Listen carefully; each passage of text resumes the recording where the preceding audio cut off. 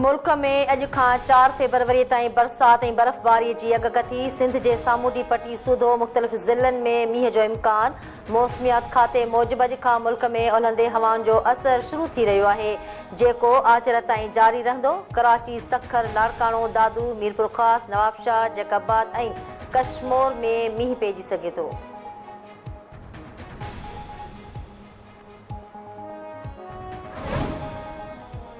Ballot paper CBS छपाई बाबति election commission हंगामी इजलास अॼु तलब करे वरितो। चूंडनि लाइ बैलेट पेपर जी छपाई मुकमल थी चुकी आहे। कुझु तकनि में ॿीहर बैलेट पेपर जी छपाई करणी पइजी रही आहे, जेको वॾो चैलेंज आहे।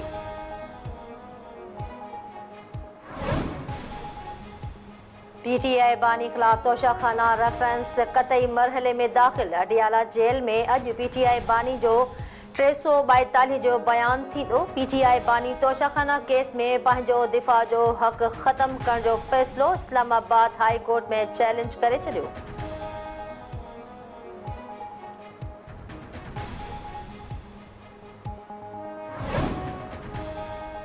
PTI बानी ख़िलाफ़ केसनि खे ॾिसी रहिया आहियूं, सज़ा ते को बि तबसरो न कंदासीं।